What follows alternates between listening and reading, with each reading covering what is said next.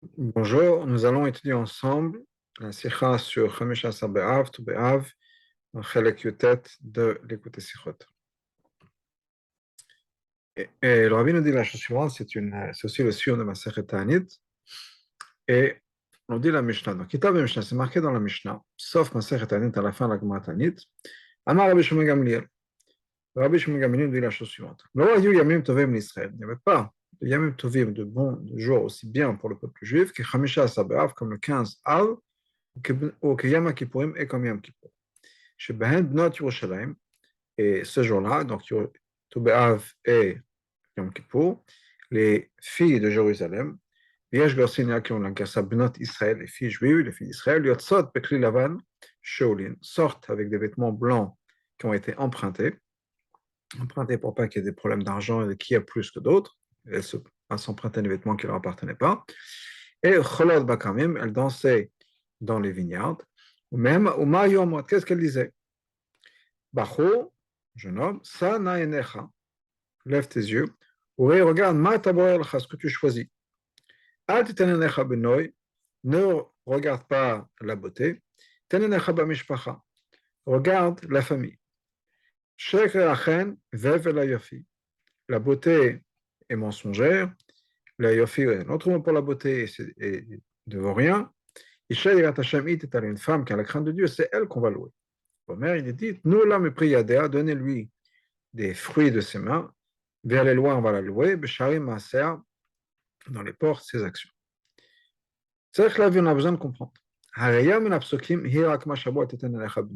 Ce que les psukim nous ramènent, ce que les psukim prouvent, c'est uniquement ce qui est marqué, ne regarde pas la beauté. Pourquoi? Parce que la beauté, c'est mensonger, ça ne vaut rien. Mais pas sur ce qui est marqué après, regarde la famille. Il n'y a rien dans les psukim qui parle de la famille du Yechus. Au contraire, le psukim est long, forage dans ces psukim, qu'est-ce qui est marqué clairement? Isha yirat Hashem ititalal. Ou bien, ve'alua b'sharim maser. Ces actions, c'est yirat Hashem, c'est yirat Shemaim, qui vont être louables. Haïno, shemala et isha yirat Hashem masib. C'est-à-dire que quel est l'avantage, quelle est la malade d'une femme? C'est ses bonnes actions, c'est yirat Hashem. Lo yichus mishpacha belva, c'est pas juste la famille d'où elle vient. Donc, ça ne prouve pas la famille, au contraire. Deuxièmement, certainement, parmi les filles de Yerushalayim, il y avait des filles qui n'avaient pas d'Yichus, qui venaient pas de famille illustre. Comment est-ce que toutes ces filles-là, toutes les filles de Jérusalem, les filles d'Israël, disaient, regarde la famille. Certaines avaient peut-être des familles dans lesquelles il n'y avait pas de quoi se vanter, si on peut dire. Donc, mais malgré tout, d'après la Mishnah, toutes les filles disaient, regarde la famille. La question est encore plus forte que ça. Braïta sur la Mishnah. Agmar ramène une Braïta sur la Mishnah où c'est marqué la chose suivante. Les belles, les femmes qui étaient belles, les filles qui étaient belles, qu'est-ce qu'elles disaient? Nous, regardez la beauté. Celle qui avait la famille. Regardez la famille. Celle qui était laide. Mariez-vous, prenez votre achat, si on peut dire, mariez-vous les Shem Shamaim. C'est-à-dire que d'après la Braïta, les seuls qui disaient regarder la famille, c'est celles qui avaient dit Yichus, celles qui avaient de la famille, un pédigré. Dans ce cas-là, comment est-ce que la Gemara peut dire quelque chose qui apparaît d'être l'opposé, que c'est les Bnot Yerushalayim, toutes les filles qui disaient, regarde la famille. Alors que certaines, d'après la Braïta, uniquement celles qui avaient un pédigré, parlaient de famille. Yesh Mefarshim, il y en a qui expliquent. שגם במשנה נרמזות שלוש אמירות שונות של ג' סוגים נרשם. Que même dans la Mishnah, en fait, quand on regarde bien, on fait attention aux mots, on se rend compte qu'il y avait trois catégories. Et ce sont les trois catégories de ces filles-là, Mufurata Berata que la Braïta nous développe. D'où est-ce qu'on voit trois catégories dans la Mishnah? Alors, Atevot, Sana Enecha, Urema Taborelcha. Il y a des mots qui nous disent, Sana Enecha, regarde les yeux, lève tes yeux, et regarde ce que tu choisis. Henamirat et Fiafiot, ça a été dit par qui? Celles qui sont belles. Et donc elle le dit, Sheiru et Yofian. Regarde la beauté. Comme Sheikh Habaïta, comme la Braïta nous dit, En Ishala le Yofi. Une femme, c'est pour la beauté, pour sa beauté. Al Tetenecha Benoy. C'est marqué, ne regarde pas la beauté, Tenecha Meshpach, regarde la famille. Ça c'était dit par une autre catégorie de jeunes femmes. Ça a été dit par les femmes qui avaient du yichus. Et celles qui sont laides, celles qui n'ont aucune beauté à cause de leur aucune valeur, si on peut dire, ni par leur beauté, ni par la famille. Et eux, elles avaient des bonnes actions. Que la beauté, c'est mensonger. C'est la Yirat Hashamayim qu'il faut louer, ses actions. Comme c'est marqué dans la Braïta, ces femmes qui étaient laides disaient quoi? Mariez-vous les Shem Shamaim. Et donc, c'est Sabré Semefarshim, on voit dans la Mishnah, c'est même trois catégories. Et quand on fait attention aux mots, si on peut dire, on se rend compte qu'il y avait trois différents langages dits, et apparemment, ça correspond à trois différentes catégories de jeunes femmes dans la Braïta. Et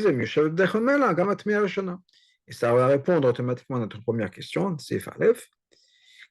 On a dit que les psukim, apparemment, ne parlent pas de yichus et ne parlent pas de la beauté. Parce que les psukim qu'on a amenés dans la Mishnah ne sont pas une preuve pour tout ce qui a été dit dans la Mishnah. Et ça, c'est uniquement, parce que ces psukim-là font partie uniquement de ce que les jeunes filles disaient, mais quelles jeunes filles? Celles qui n'étaient pas belles. Et donc, c'était leur partie à eux, parce qu'il y a trois parties différentes, et sont trois expressions différentes, dites par trois catégories de femmes différentes. Mais ce n'est pas une explication qui correspond vraiment au pshat dans la Mishnah. Aleph, premièrement, mistimat la Shana Mishnah, les mots de la Mishnah dit quoi? Bnot Yerushalayim Mayomot. Qu'est-ce que les filles de Jérusalem disaient? De manière générale, les filles de Jérusalem. C'est-à-dire que tout ce qui est mentionné dans la Mishnah. Ensuite, après cette introduction, qu'est-ce que les jeunes filles de Jérusalem disaient? Mais tout ce qui va venir après, c'est ce que les jeunes filles de Jérusalem, de manière générale, c'est-à-dire toutes les jeunes filles disaient. Le Mishnah, d'une certaine manière, nous dit qu'il n'y a pas de catégorie. C'est voilà ce que les jeunes filles de Jérusalem disaient. Deuxièmement, pourquoi est-ce que la Mishnah nous donne des détails? Et d'Afka, ces détails qui seraient mentionnés par ces jeunes filles, c'est-à-dire de ce que chaque groupe dirait, puisque d'après ce pshat-là, c'est chaque groupe. Pourquoi est-ce qu'on ne dit pas les détails qui sont mentionnés dans la Braïta? Au contraire, ça aurait été mieux que dans la Mishnah, quelque chose qui est très concentré et qui inclut beaucoup de choses. On nous dise le concept général de chacune de ces phrases, de chacune de ces paroles, de ces messages, on peut dire que les jeunes filles disent. Il fait que les filles qui étaient belles disaient regardez la beauté. Les filles qui venaient d'une famille, d'une grande famille, disaient regarde la famille. Et celles qui n'étaient pas belles disaient prenez ou mariez-vous les Shem Shamaim. Ça, c'est ce qui aurait dû être marqué dans la Mishnah.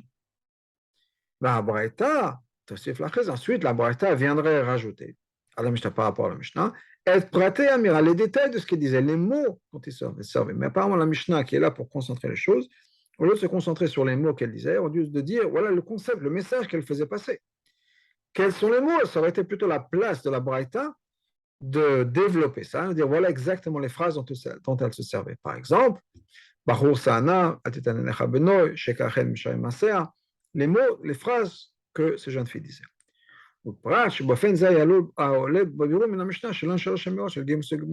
Si on avait fait comme ça aurait été clair, évident dans la Mishnah qu'il s'agit de trois catégories, trois messages différents. Et on n'a rien à rajouter. On aurait pu avoir ces trois catégories, dites uniquement en disant les belles nous disaient regardez la beauté, celles de la famille regardez la famille, celles qui n'étaient ni belles ni de famille disaient regardez les actions, et on aurait compris tout de suite qu'il s'agit de trois catégories, rien à rajouter, ça aurait été la même chose, et la Braïta aurait développé. Donc la reine mistaber le frère, donc il serait logique d'expliquer. Quand la Mishnah dit qu'est-ce qu'elle disait? Et quelques dizaines on avait dit, ça veut dire quoi? Qu'est-ce qu'elle disait? C'est toutes les jeunes filles de Yerushalayim, celles qui sortaient. C'est en fait une introduction à tout ce qui va être dit. C'est-à-dire que la Mishnah parle que toutes ces jeunes filles disaient ça. Vient la Braïta, Et elle rajoute, elle rentre dans les détails. Chez Nosaf, à la Mirash Yerushalayim, qu'à part le fait qu'il y avait quelque chose qui était commun à toutes les jeunes filles de Yerushalayim, elles disaient toutes la même chose. Chaque catégorie rajoutait quelque chose. Chez Betem, le venant, chez Bessouk Zabil Vade, ça c'est quelque chose qui correspondait particulièrement à leur catégorie là où elles étaient. Donc c'est l'introduction du pshat, si on peut dire, on va entrer ensuite dans les détails, de ce que la Braïta nous rajoute. Donc, la Mishnah nous dit voilà exactement ce qu'il disait, et la Braïta nous dit qu'il y avait chaque catégorie qui rajoutait quelque chose. Ensuite, dans la Braïta même, dans la Braïta même, on a besoin de comprendre. Aleph, qu'est-ce que ça veut dire quand ces femmes, ces jeunes filles sortaient en disant regardez la beauté. La Torah nous dit, parce que c'est marqué dans un passage, la beauté c'est mensonger, la beauté c'est passager, ça ne vaut rien, c'est la vanité. Et après la Mishnah, même les belles filles disaient ne regarde pas la beauté. Parce que chaque qu'on vient d'expliquer, le Piroshanan, d'après ce qu'on vient d'expliquer, que c'est toutes les jeunes filles de Jérusalem qui disaient tout ça. Donc même les belles filles disaient ne regarde pas la beauté. Donc qu'est-ce que la Braïta vient nous dire? Deuxièmement, il faut se marier, prenez votre lot, si on peut dire, prenez votre femme, le Shem Shemaim. Pourquoi est-ce que ça, c'est une raison de se marier avec une femme qui n'est pas belle? Parce que l'idée, c'est quoi? C'est que ces femmes disaient des choses pour que les maris soient intéressés à les marier. De leur dire, mariez-vous les Shem Shemaim, c'est peut-être pas quelque chose qui va vraiment les pousser. Yesh Mefashim, il y en a qui expliquaient, que même les jeunes femmes qui n'étaient pas belles avaient aussi des bonnes actions. Quand elle disait mariez-vous les Shem Shemaim, ce qu'elle voulait dire, c'est quoi? Ne regardez pas la beauté. Ne regardez pas le yichus, la famille. Regardez uniquement le Shem Shemaim, regardez uniquement la crainte, Yirat Shemaim Masim Tovim. Après certaines explications, certains Mefarshim, c'est ce que ça veut dire. Même ça même, on a besoin d'expliquer. Parce que même quand on nous dit, c'est les jeunes filles qui étaient d'une grande famille, une famille illustre, qui disaient regardez la famille. Elle ne venait pas juste nous dire on est d'une grande famille. C'était la mala b'ruchaniyut, une mala spirituelle, un avantage spirituel de la famille d'où elle venait. On est une famille de tzadikim, on est une famille de grandes personnes. Comme le Tosfot Yom Tov nous explique sur la Mishnah, quand on parle des Miyuchasot, c'est pas qu'elles n'avaient pas d'Yirat Shamayim. On parle de femmes qui avaient la Yirat Shamayim. C'est-à-dire que quand on se marie avec une fille qui est d'une famille, c'est aussi le Shem Shamayim. Alors, qu'est-ce que ça vient nous rajouter quand on dit que les femmes qui ne sont pas belles, elles disaient qu'il faut se marier le Shem Shamayim, ou bien on parlait d'Yirat Shamayim? Qu'est-ce qu'elles ont plus que les autres femmes qui ont bien sûr aussi la Yirat Shamayim? Ensuite, à la suite de cette braïta-là sur le mariage et sur comment ce que les jeunes femmes de Jérusalem disaient, il y a une autre membre dans la Gemara. Et avec ça, on va finir la Gemara de Tanit. Amar Oula Bira, Oula, de la ville de Bira, disait la chose suivante. Amar Rabbi Elazar, au nom de Rabbi Elazar, Atid HaKadosh Baruch Hu lasot machol letzadikim. Au futur, Hachem va faire une danse pour les tzadikim. Il va être assis au milieu, au Gan Eden. Et chacun des tzadikim va montrer avec le doigt. Comme c'est marqué, ce sera ce jour-là. Voilà notre Dieu. Voilà celui sur lequel on espérait. Qui va nous sauver. C'est Hachem dans lequel on avait notre espoir. On va se réjouir de sa Yeshua, de sa délivrance. Le lien entre cette mémoire dans la Gemara, que Hachem va faire une danse pour les tzadikim, et le rapport avec la fin de la Mishnah, de l'histoire de la Mishnah des jeunes filles, on comprend. Ce qui est marqué dans la Mishnah, c'est quoi? Ça vient après le fait qu'on parle des jeunes filles de Jérusalem qui sortaient, qui dansaient dans les vignes, donc qui dansaient, comme la chol ou machalot. Et quand c'est marqué la Mishnah, le cholot, Rachid nous explique c'est comment machalot, qui est des danses en cercle. Mais quand même, donc elles dansaient dans les vignes. Mouva dans les vignes, Mouva Begmara, Mahamar, Atid Akash Baruch Hu Lasot Mechol HaTzadikim. Que dans le futur, Hachem va aussi faire une danse pour les tzadikim. Les jeunes femmes de Jérusalem sortaient et dansaient dans les vignes, et Hachem va faire une danse pour les tzadikim. Voilà le lien entre les deux mémoires dans la main. Le Mistamer Shikishum Amazé Mishnah al-Braïta, mais la logique nous dit que le lien entre cette Mishnah et la Mishnah al-Braïta et cette mémoire, et non mais cette pratique bien, c'est pas juste parce qu'il y a un détail. Chez Af, Kan, le Mishnah al-Braïta, que dans notre Mishnah al-Braïta, on parle de danse. Et là-bas, on parle de danse, donc on fait le lien. Il doit y avoir plus que ça. Il doit y avoir un lien encore plus profond, juste le fait qu'il y a une danse. Dans les détails qu'on nous ramène. Par exemple, où Yoshev Benem, Hachem est au milieu. Et chacun montre du doigt en disant, Vayomar, il a dit, Vayomar, Bayomo, ce sera ce jour-là. Chacun va montrer du doigt, etc. Donc, il faut se dire, étant donné que dans le Mama, l'Agma, ce Mama, l'Agma vient après la Braïta, pas après la Mishnah, après la Braïta. Qui est la suite de ce que les jeunes filles de Jérusalem disaient. Pas en tant qu'explication de par elle-même sur les mots de la Mishnah Yotzot Vecholot, que les jeunes femmes dansaient, mais ça vient après ce que les jeunes femmes disaient. On sait machma que quoi? Que ce qui est marqué, que dans le futur Hachem va faire une danse, c'est la suite du concept de la Braïta, la Mishnah, mais plus particulièrement la Braïta, sur les trois sortes de choses que les filles de Jérusalem disaient.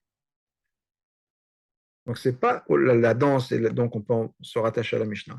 Il y a quelque chose de particulier dans la Braïta, qu'on prend des trois catégories de jeunes filles, qui dansaient bien sûr trois catégories, qui est liée avec cette histoire de Hachem va faire une danse à l'époque de Mashiach. Ensuite, à la fin de la Gemara, on trouve quelque chose de très étonnant dans les explications de Rashi et de Tosfot. La Gemara nous ramène un pasuk, à l'époque de Mashiach, donc Hachem va faire une danse, et marqué Mare Betzbao. Chaque tzaddik va montrer avec le doigt.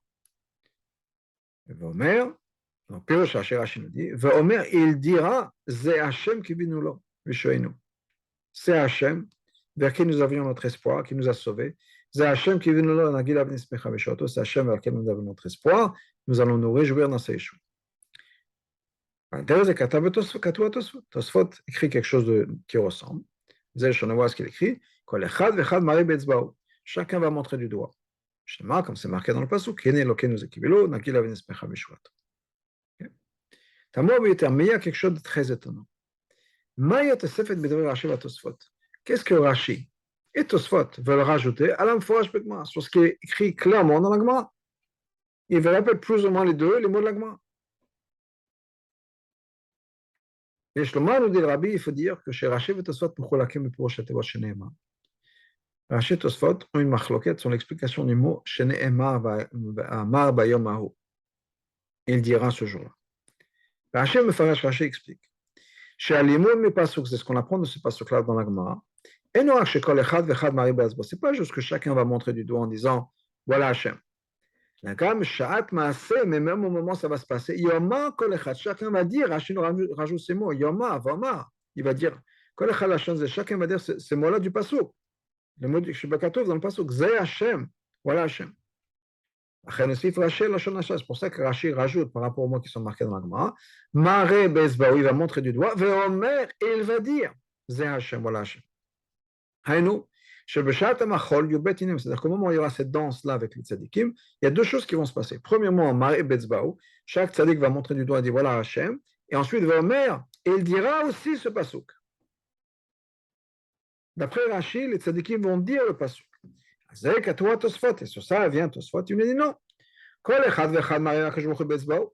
Chacun effectivement va montrer Hachem du doigt, comme s'il est dit, voilà notre Dieu. Et Tosfot ne ramène pas les mots et il dira ce jour-là. Qu'est-ce que Tosfot vient nous dire? La preuve dans la Gemara, comme ce qui est marqué chez Neymar, C'est uniquement le fait qu'Hachem va montrer du doigt. Donc on va montrer Hachem du doigt, pardon. Et deuxièmement, le fait que c'est marqué dans le pasuk, et il dira ce jour-là, ça n'a rien à voir avec ce qu'on est en train de parler ici. La ville, on a besoin de comprendre. Quelle est la sphère dans ces chitotes-là? Qui serait la différence entre Rashi et Tosfot. Le fait que les tzadikim vont dire, voilà Hachem, est-ce que c'est important dans l'Agmara, est-ce que c'est pas important dans l'Agmara? Pourquoi est-ce qu'il y a une marloquette entre Rashi et Tosfot sur ça?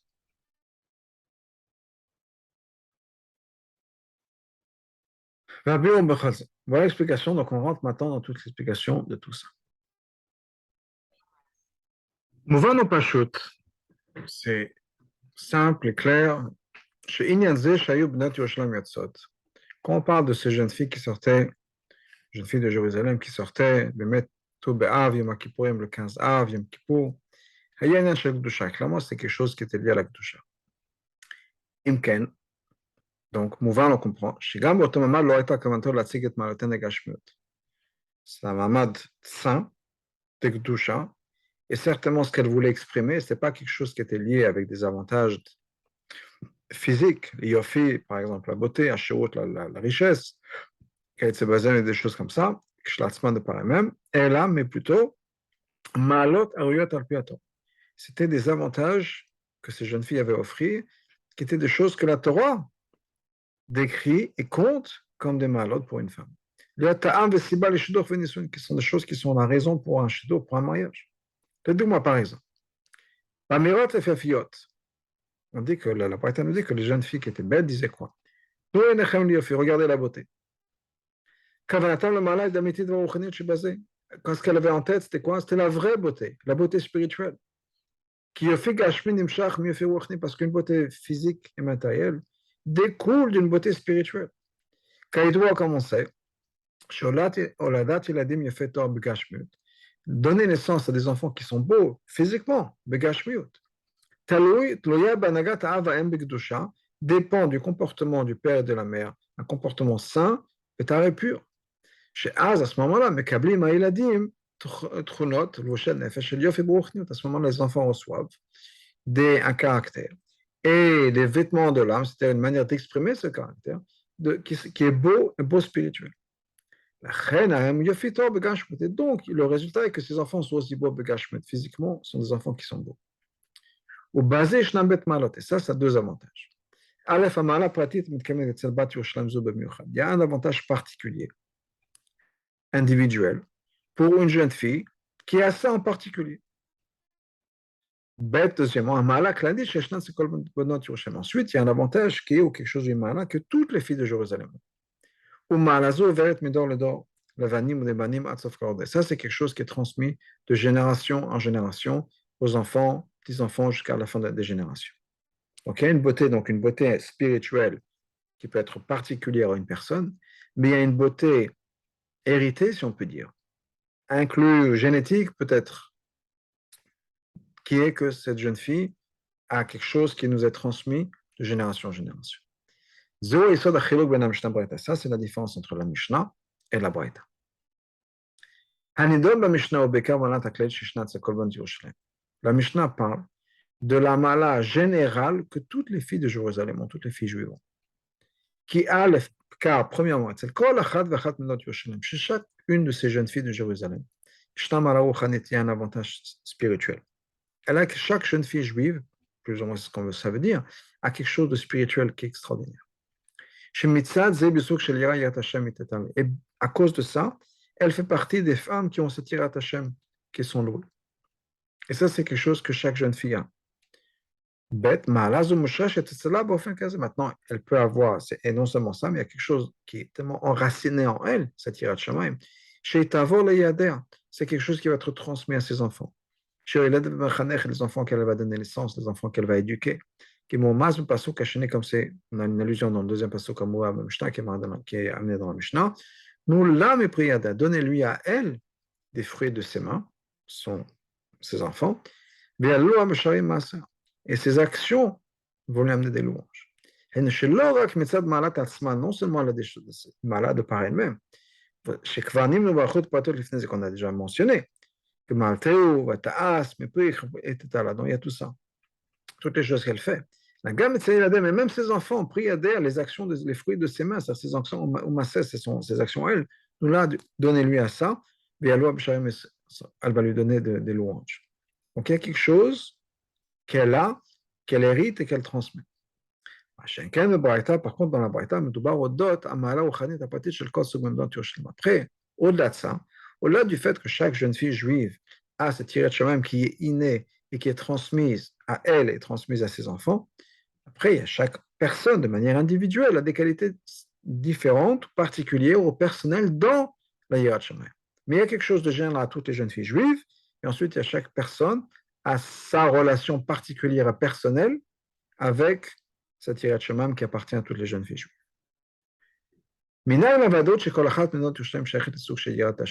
Comment est-ce qu'on est sûr que chaque jeune fille juive appartient à la catégorie qui est Isha Yirat Hashem? Et non seulement ça, non seulement ça, mais que c'est quelque chose qu'elle va transmettre à ses enfants. C'est pour adresser cette question-là que les jeunes filles de Jérusalem disaient quoi? Bachor, jeune homme, Sana enecha oe. C'est de quoi Sana? Lève tes yeux. Ne regarde pas la beauté, regarde la famille. Qu'est-ce que ça veut dire? Ne regarde pas les avantages, que ce soit des avantages spirituels ou des avantages physiques. La manière dont tu les vois, toi, à l'œil nu. De la manière normale. Ne regarde pas la beauté. Dans le concept général de beauté. Et là, ça lève tes yeux, élève tes yeux. Regarde quelque chose qui est un peu plus élevé. Comme c'est marqué, c'est levez vos yeux vers le ciel, vers ce qui est au-delà. Et si vous regardez un peu plus loin, un peu plus profond, qu'est-ce qui va se passer? Quand on parle de Soumaro Menechem, si vous allez lever vos yeux vers le ciel, vous allez voir qui a créé le monde entier. Regardez avec un regard encore plus profond et plus interne que ce que vous avez l'habitude de voir. Regardez la source de chaque personne. Là où viennent ces avantages-là. Vous allez regarder de manière plus profonde, plus élevée, vous allez vous rendre compte que chaque jeune femme juive a cette Yirat Shamayim. C'est ce qui est marqué, regarde la mishpacha, regarde la famille. Mishpacha, on parle de famille, c'est dans le sens large du terme. Ça ne veut pas dire juste les parents. Mais toutes les gens, toutes les personnes, tous les gens qui ont été impliqués dans l'éducation, dans la formation spirituelle de l'essence de l'identité de cette jeune fille. Ça inclut ses enseignants, ses éducateurs, comme on voit plusieurs fois dans Chazal, que les éducateurs sont considérés les parents de l'élève. En particulier, des fois on peut parler de famille, et c'est tout le peuple. On parle, ça prend un village pour éduquer un enfant, dans ce sens-là. Cette famille-là, c'est le village, mais le village, c'est le peuple juif entier. Étant donné qu'elle fait partie de la famille juive, la famille du peuple juif, c'est une jeune fille qui vient, qui est la fille de Sarah, de Rivka, de Rachel, de Léa. Haïmaot, qui sont nommés à nous. Et cette jeune fille-là, elle a reçu sa judaïcité de ses maot.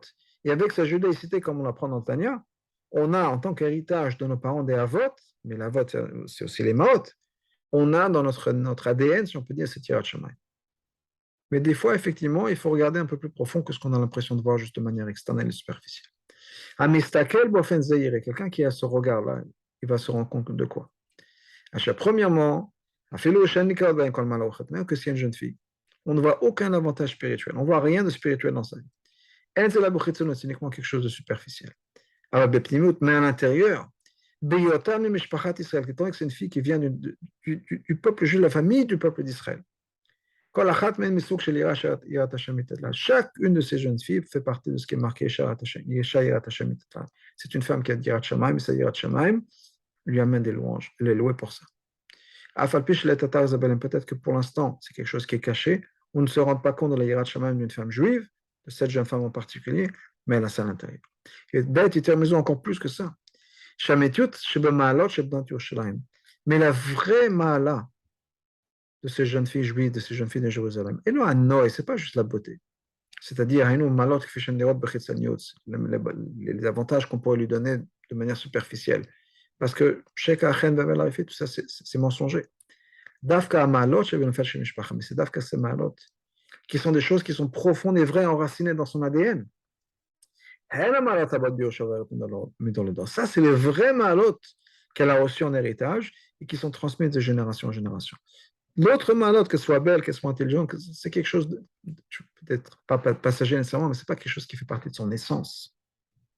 Mais l'essence de cette jeune femme juive, c'est quoi?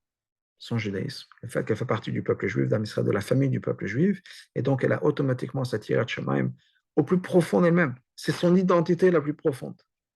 Au-delà de ça, elle peut être intelligente, elle peut être une bonne famille, elle peut être d'autres choses. Mais ce n'est pas nécessairement son identité la plus profonde. Ce que Rabbi nous dit, c'est que chaque personne, il parle de femme ici, mais chaque personne, chaque femme, qu'on le voit ou qu'on ne le voit pas, elle a à l'intérieur d'elle-même, dans son identité la plus profonde, le fait qu'elle fasse partie de la famille du peuple juif, et donc automatiquement cette hirat shamaim. Ça, c'est la Mishnah. Viens la Braïta, elle rajoute quoi? Après avoir dit regarde la famille, c'est-à-dire regarde la famille, c'est-à-dire le fait qu'elle fasse partie du peuple juif. Une femme qui a hirat shamaim, c'est elle qu'on va louer.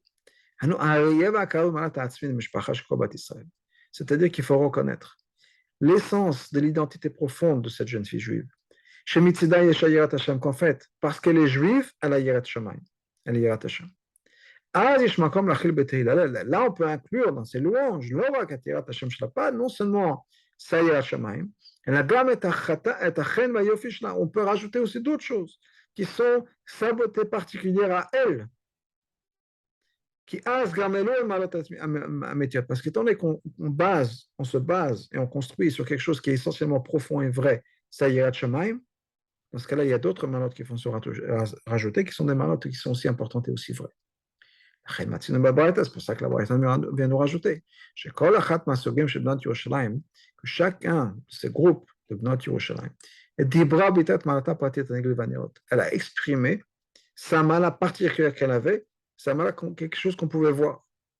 Il y a celle qui était belle, c'est-à-dire Bnot Yerushalayim, les jeunes filles de Yerushalayim, sur lesquels on pouvait voir de manière révéler leur avantage.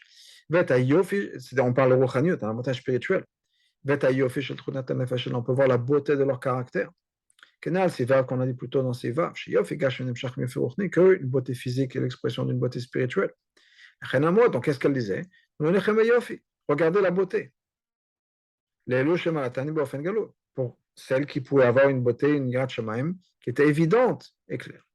Ensuite, il y avait des jeunes filles qui avaient du yichus, la famille, c'est-à-dire quoi? On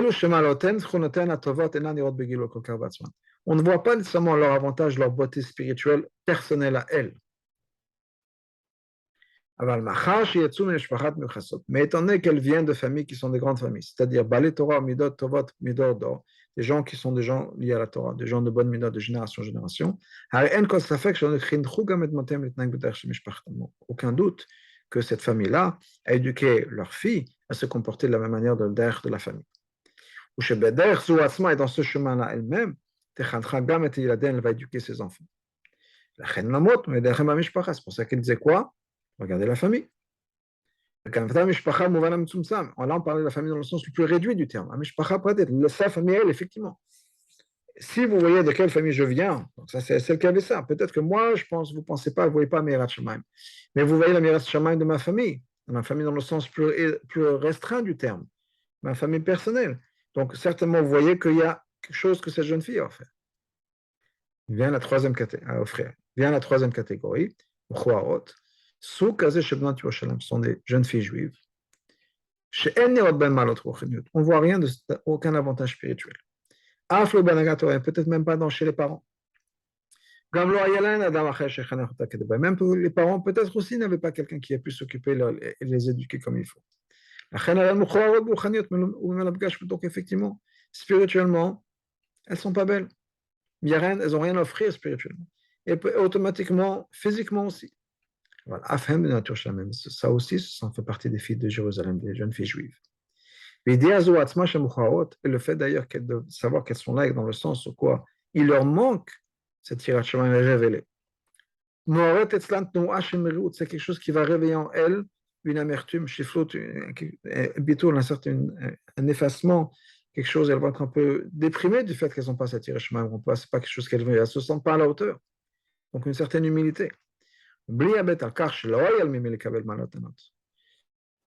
À part le fait qu'effectivement, elles n'avaient pas de qui recevoir ça, parce que leurs parents n'ont peut-être pas eu l'éducation qu'elles auraient dû avoir. Malgré tout, malgré le fait qu'elles-mêmes n'ont pas eu cette éducation, elles-mêmes décident de faire tchouva et d'accepter Ol Malchut Shamayim. D'une manière de Kabbalatol. Pas parce qu'elles comprennent nécessairement tout ce qu'elles font. Elles se sentent obligées de revenir vers Hachem. Mais c'est quelque chose qui va le faire en sorte que ces jeunes filles-là, elles-mêmes disent quoi? Shem Shamayim. Pourquoi il faut se marier le Shem Shamayim? Haïnou, Sheratsanam Bechatanim Kelo. Elles cherchent quoi chez leur mari? Chez Kol Kamatam le Shem Shamayim. Elles cherchent un mari qui a vraiment des bonnes intentions, qui cherche vraiment d'être se marier le Shem Shamayim. Bli le Chashov Adat Malot, pas quelqu'un qui va chercher des malot, parce que ce sont qu'elles n'ont pas ces malot. Elles ont quelque chose d'encore plus profond, d'encore plus vrai. Dans le reste, c'est du superflu.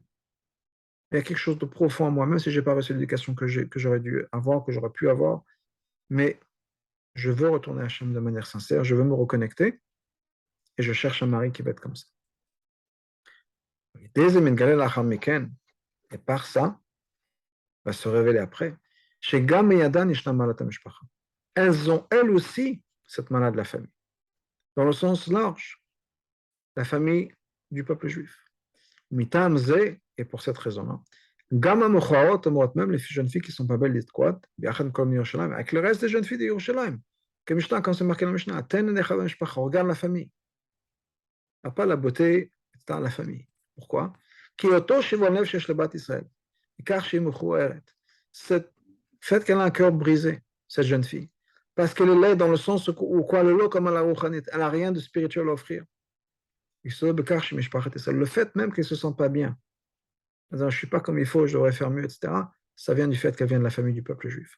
C'est une Bat Sarah Rivka Rachel Veda, c'est une jeune fille qui vient de Sarah, de Rivka, de Rachel Veda. C'est pour ça qu'elle ressent que c'est amer, l'amertume de ne pas être connectée avec Hachem. Et donc, voilà comment on explique cette Mishnah et cette Braïta, en disant qu'effectivement, chaque jeune fille juive est connectée au Imaot, chaque jeune fille a cette Yirat Shamayim, et des fois, il y a des jeunes filles qui le vivent, des fois, des jeunes filles qui ne le vivent pas, mais elles sont toutes connectées avec Hachem. La différence qu'on a mentionnée plus tôt entre la Mishnah et la Braïta. C'est-à-dire, la Mishnah nous parle de manière générale de toutes les jeunes filles de Yerushalayim, de toutes les jeunes filles juives. Alors que dans la Braïta, on parle de l'avantage de chaque catégorie. C'est quelque chose qui s'exprime aussi avec une différence entre la Mishnah et la Braïta, dans l'ordre des choses qui sont mentionnées. Dans une danse, dans une danse, qu'est-ce qui se passe? Il y a une achdut, une unité, et une paix entre toutes les sortes de jeunes filles. D'ailleurs, la raison laquelle ces jeunes filles, je l'ai dit, je l'ai mentionné au début de la sikha, les jeunes filles sortaient avec des vêtements blancs, mais qui étaient empruntés. Pourquoi? Pour ne pas gêner celles qui n'avaient pas. Pour pas qu'elles aient honte de ne pas avoir les vêtements quand il fallait. Donc, de toute façon, tout le monde empruntait. Donc, si une jeune fille n'avait pas cette robe, mais qu'elle allait l'emprunter chez des voisins ou autres, les gens comprenaient, puisque de toute façon, on était obligé d'emprunter. Au basé, par ça, on va comprendre maintenant ce qui est marqué dans la suite de la Mishnah. Comme c'est marqué, sortez, regardez les filles de Tzion, le roi Shlomo. C'est quoi le roi Shlomo? Le roi qui a la paix. Pendant son époque, il y avait la paix en Israël. C'est une explication Explication de quoi? Comment est-ce que c'est possible qu'il y ait une unité et la paix entre toutes les jeunes filles de Yerushalayim? Comment c'est possible? À l'aider de Saïna Orena Vemer Shlomo, sortant et regardant sur le roi Shlomo, c'est-à-dire c'est une action qui est liée au roi qui a la paix. Donc on parle d'Hachem en fait. Alors c'est Shalom Ben Komat Yerushalayim, c'est Hachem qui est Oseh Shalom Emonav qui fait la paix en haut, ou il y a Oseh Shalom Aleinu qui va faire la paix en bas. Donc c'est une Achtout qui vient d'Hachem. Hachem a mis en nous, si on peut dire, cette idée, cette capacité d'être Achtout. Et c'est ce que ces jeunes filles ressentaient ce jour de Yom Kippur et de Touber. Achdout sur le Beit Ofanim, cette unité-là, elle s'exprime de deux manières. Il y a deux niveaux d'Achdout. Aleph, premièrement, d'un côté, il y a le fait qu'il y a un point central. Et chacun des éléments ressent le fait qu'on vient tous de la même origine.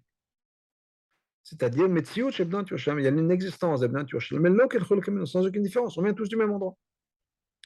Deuxièmement, il y a un deuxième degré de Achdout, qui est malgré le fait qu'on ait chacun notre personnalité, chacun nos avantages, chacun quelque chose qui nous diffère des autres, donc on est chacun différent, et on n'a pas tous les mêmes opinions, malgré tout, il y a cette unité et cette paix. Ça, c'est la différence entre la Mishnah et la Braïta.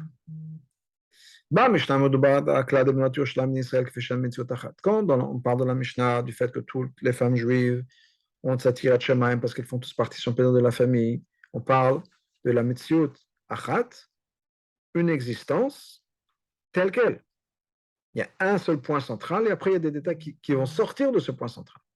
Ça, c'est la Mishnah. La Mishnah nous parle de cette Artout, essentiel, le fait que tout vient de la même source. Habaïta, dans la Baïta, par contre, là, on parle des détails, on parle des éléments séparés différents, des différentes catégories. Mais Tradesh, il y a quelque chose de nouveau. La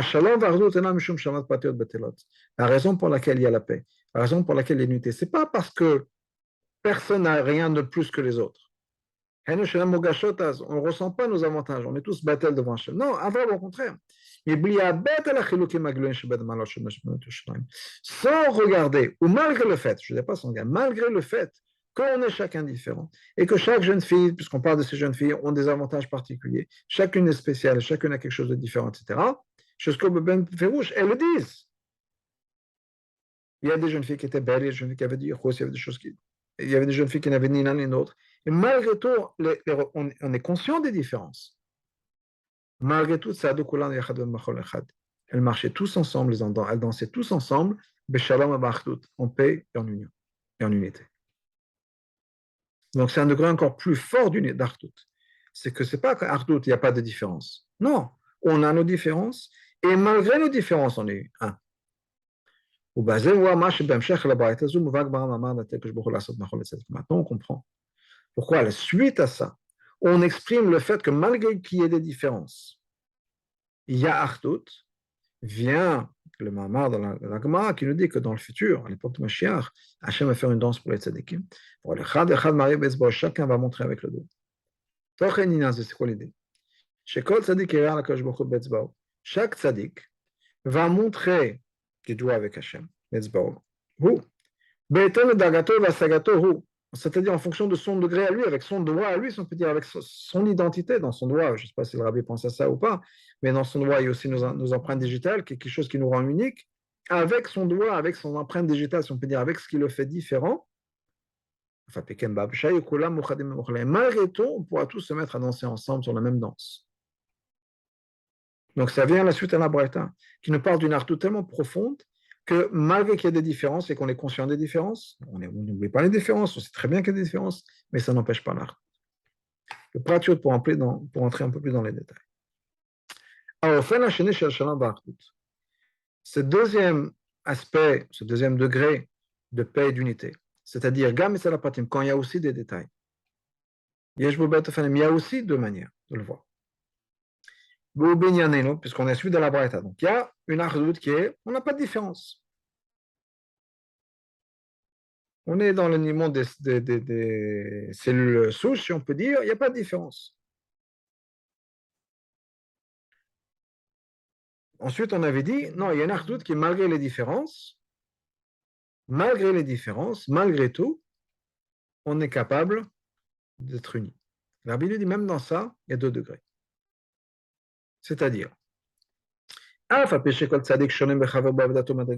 le fait que chaque tzaddik est différent d'un autre par sa voda, par sa madaga, on est qu'Hachem est au milieu de tout le monde. Parce que dans la Gemara, on dit qu'Hachem va être au milieu. Et devant Hachem, il n'y a plus de différence. Les différences s'annulent dans le sens où il n'y a plus de contradiction entre des choses qui ne sont pas être différentes. Donc Hachem fait la paix entre eux. Que tous les tzadikim, malgré toutes leurs différences, vont tous être unis dans une seule danse. Ça, c'est un degré d'art. Mais il y a quelque chose d'encore plus important, encore plus fort, d'encore plus beau. Il y a une ardoute où chaque tzadik va, et tous les tzadikim, je peux dire ensemble, vont s'entraider. Chacun va pouvoir partager avec un autre, donner à l'autre. Chacun va être mashpia, influencé de sa avoda, de sa madaga vers l'autre. Et l'autre est capable de recevoir. Au point où on arrive à réaliser, comprendre l'union, la symbiose qui va se mettre en place par les différents éléments, et justement parce qu'il y a des éléments différents, où on va tous créer ce puzzle, ou cette union, cette symbiose entre tous les éléments différents. Une artoute tellement forte que non seulement il n'y a pas de contradiction entre les détails, on peut avoir l'artoute malgré les détails, mais on va encore plus loin que ça. Il y a une entraide, il y a une symbiose. C'est le chidouche shel Rashi, ça c'est le chidouche de Rashi. Quand chacun de ces tzadikim va pouvoir montrer du doigt, ve'omer et dire, c'est-à-dire partager, s'exprimer de manière à ce que l'autre puisse entendre. Zeh Hashem v'cholo. Chaque tzaddik va dire, chaque tzaddik va être mashpia lechol shara tzadikim aux autres tzadikim shebemachol dans ce cercle-là. Ma'avodato Madrigato va pouvoir partager sa perspective d'Hachem avec les autres. Et on a chacun sa perspective basée sur notre avoda, sur notre relation, etc. Et basée, si on parle d'un cercle, là où on se trouve dans le cercle, on a chacun un endroit différent. Par contre, après Tosfot, Hachem était au milieu, et chaque tzaddik montrait du doigt. Mais dire, personne ne disait, les tzaddikim ne disaient pas l'un à l'autre. Le Torah, il n'y a pas cette ashpa, cette influence. C'était peut-être une louange, mais pas quelque chose qu'on partageait, où chaque tzaddik partageait sa perspective, sa avoda avec les autres. Parce que d'après la Shita d'Otosfot, cette paix, cette union qui est créée par le cercle, par la danse, c'est pas que toutes ces madrigotes vont s'unir, s'entraider, créer une symbiose. Quelqu'un qu'on va voir tout de suite. Il y a un machol. C'est quoi cette idée de danser de cercle? C'est quelque chose qui parle de l'infini. C'est le madrigal de l'infini. Chez nous, sauf quelque chose qui ne finit jamais. Comme Rabbeinu Bechaï en parle. Et on dit à Kashbok la sot machol les tzadikim. Donc quand on nous dit que Hachem va faire ce cercle-là pour les tzadikim, puis Rosh ça veut dire quoi?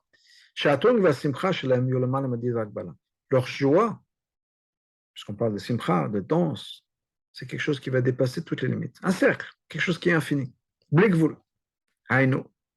C'est vrai que chacun va pouvoir montrer du doigt. Chacun en fonction de sa madriga personnelle. Sera d'une telle manière où il y aura la révélation de l'essence même de sa madriga, chez les malam et c'est la madriga de Keter, qui dépasse toute limite et toute identité. Il n'y a plus d'identité à ce niveau-là. Et c'est pour ça que Tosfot explique qu'il n'y a pas de symbiose entre des niveaux différents. Pourquoi? Parce que quand on parle d'une symbiose de niveaux différents, on parle de niveaux différents. On parle de choses qui ne sont pas essentielles. Parce qu'à l'essence, c'est tout. Il y a une seule chose. Je parlais tout à l'heure de cellules souches. Effectivement, quand l'être humain a été créé. Il faut avoir cette symbiose, cette ardoute, où les doigts de pied, les doigts de la main, le cerveau, et le cœur et le foie, tout ça fonctionne ensemble. Mais là, on parle de quelque chose de tellement profond, cette cellule souche, si on peut dire, de l'essence même, où il n'y a pas de différence. Donc tout ça t'explique, il n'y a pas de symbiose. La symbiose, c'est quoi? C'est uniquement quand les choses ont pris leur identité, leur forme. Les choses sont sorties de leur essence. Quand on est dans un, on s'est étendu, on est sorti son plein de l'essence, du monde de l'essence. On est maintenant dans une dimension où il peut y avoir des différences. Chez Chutz, quelque chose qui est sorti de l'essence d'Hachem. Mais quand on parle on revient à l'essence même de la chose. Il n'y a pas d'autre madriga. Donc on est obligé de dire que l'achdout qu'il va y avoir d'après Tosfot, tant qu'on dit que c'est une révélation de cette madriga-là, c'est dans le premier niveau. Il n'y a plus de différence. Et ça, c'est la chita Tosfot. Et c'est quelque chose qui vient du haut, on va dire la Hara 44. Rabbi nous donne un exemple. Comme cette union, cette inclusion des kochot atzmim, des kochot essentiels qu'on a à l'intérieur de nous. Shelo mitzad atzmam, c'est pas quelque chose qui vient de par elles-mêmes. L'obem, c'est pas quelque chose qui est en eux, mais c'est la makora, mais c'est quelque chose qui vient de leur source. Elles sont toutes de la même source de la chaîne. Le fait que ces kochot-là sont inclus les uns les autres, le fait qu'elles travaillent tous en symbiose et l'une inclut l'autre, c'est quelque chose qui vient de Géloï. Dans le sens où, quand on est dans l'essence, dans le monde de l'essence, il n'y a pas de place pour autre chose. Quand dans le monde pratique, le rabbin dans la 43 parle un peu des différences entre le monde de Tohu et de Tikkun. Dans le monde de Tikkun, effectivement, les sphérotes, les Midat travaillent ensemble. Chesed et Gvura vont travailler ensemble. Dans le monde de Tohu, tout est absolu. Dans un monde de l'absolu, on est tellement fort pour l'absolu, et il n'y a rien d'autre. La seule chose qu'on a, c'est qu'on a une union, parce qu'on vient tous de la même source. Donc c'est une ardoute qui va venir du fait que quoi? Une ardoute qui vient du fait que Hachem est la source de tout, c'est Shalom et Monav, et donc c'est Hachem qui fait la paix. Et